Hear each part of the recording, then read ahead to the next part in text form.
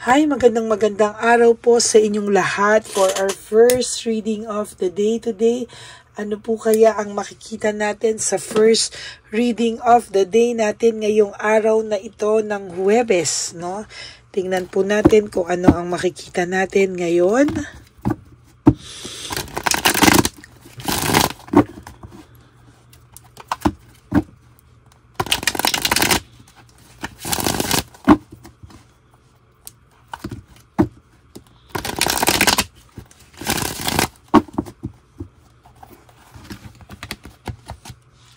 Pili po tayo ng 10. 1, 2, 3, 4, 5, 6, 7, 8, 9, and 10.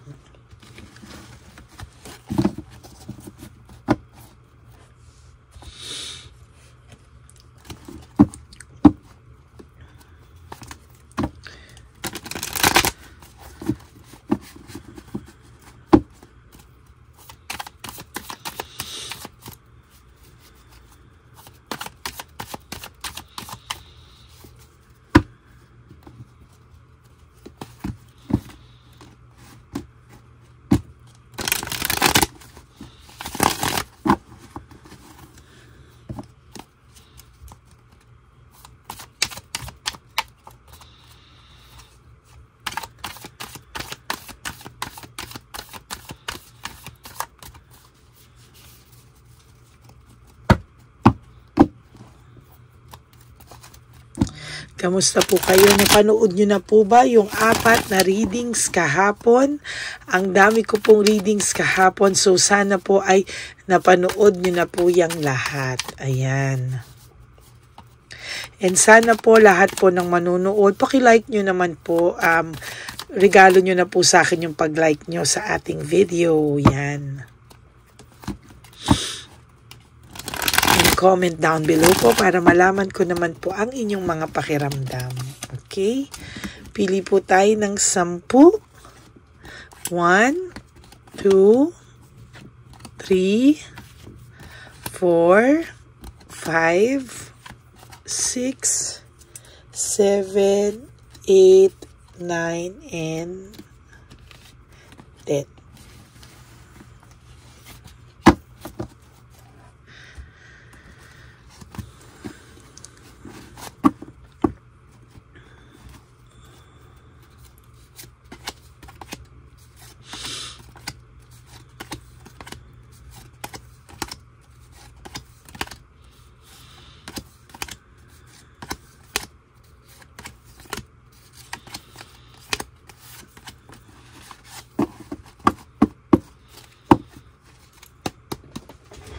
Okay.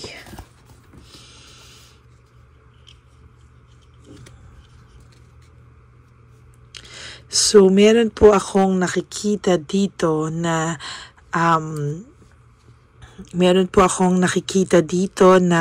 medyo kakaiba po, no? Meron pong namimiss ka po ng taong ito ngayon and somehow may longingness po siya sa'yo sa mga oras na to. Nag-iisip po ang taong ito at nagre-reflect po siya sa kanyang buhay. Ang pakiramdam niya po wala pong kinapupuntahan yung buhay niya.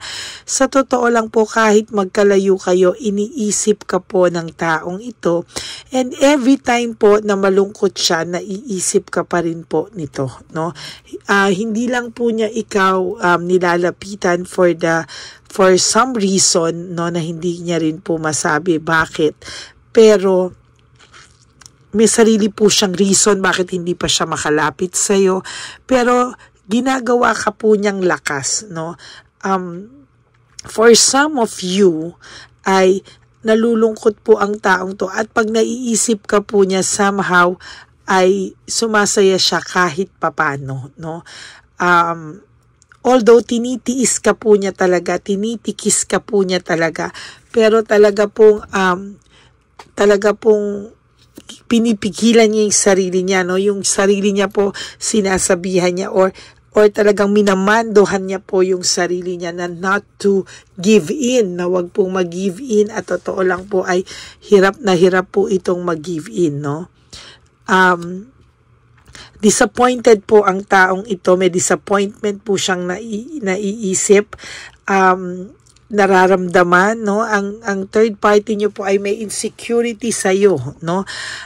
Talagang araw-araw ka pong nasa buhay nila, araw-araw ka pong naiisip nitong taong ito, pero wala po siyang magawa kung hindi patuloy ang makaramdam ng disappointment sa buhay niya, no?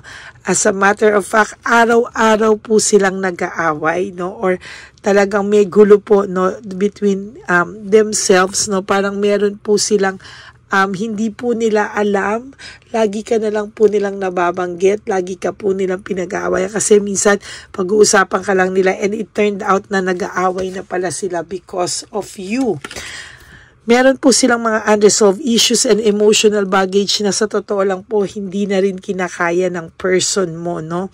Naguguluhan na rin po siya. Talagang ang pinapakita niya po is false success, no? Parang pagpipretend na siya ay okay lang. Wala ka pong maririnig dito na kahit ano na siya ay hindi okay, no? Na siya ay malungkot or whatsoever. Wala ka pong makikitang emosyon sa taong ito, pero sa totoo lang po, siya po ay lungkot, na-anxiety, trauma siya sa nangyayari sa kanya. Siya po mismo ay nakakaramdam ng matinding anxiety at hindi niya po alam kung bakit.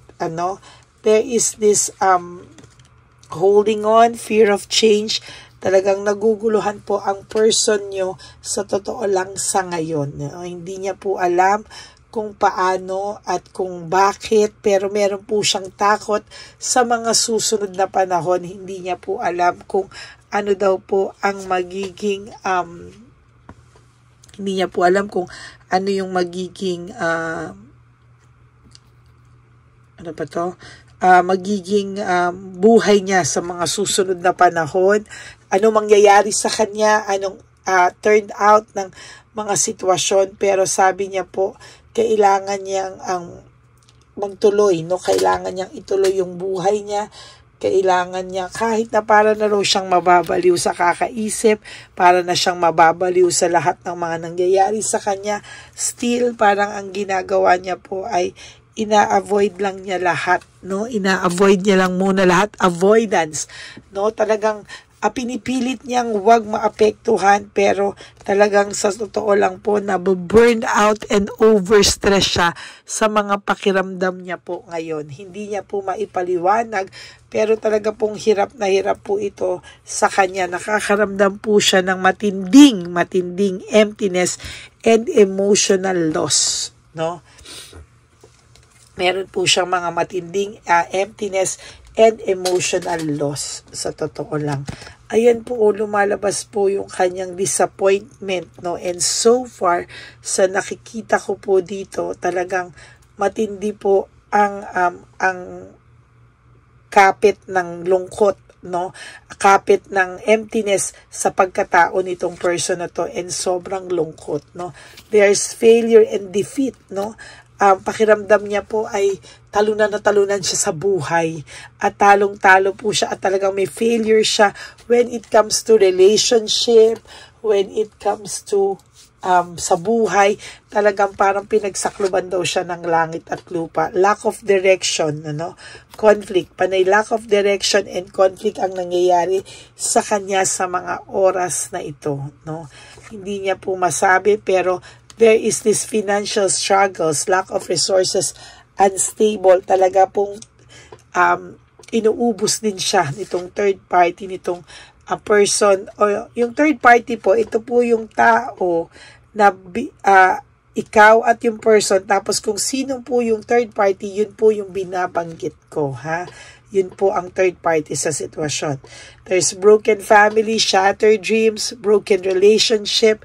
Talaga pong sa nakikita ko dito, wasak na wasak po ang pagkatao nito, pero magaling po siyang magdala. As a matter of fact, kayang-kaya niya pong dalhin yung sarili niya, no? Unresolved issues, emotional baggage. Pangalawa na po to there. Oh. Meron po siyang unresolved issues and emotional baggage. Sa totoo lang po, no? Hindi niya po ito resolve sa totoo lang po, no?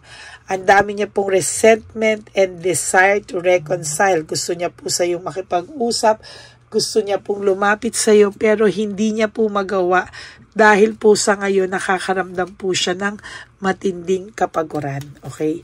Bibigyan ko po kayo ng 5 bonus cards, no?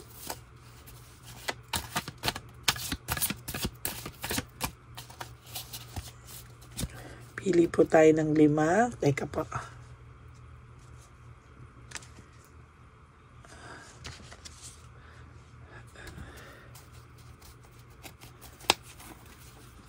Ang hirap. Ang kapal po kasi. Okay. 1, 2, 3, 4, and 5. Okay.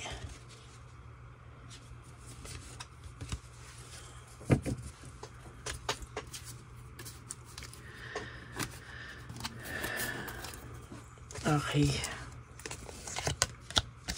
Emotions overwhelm me, no?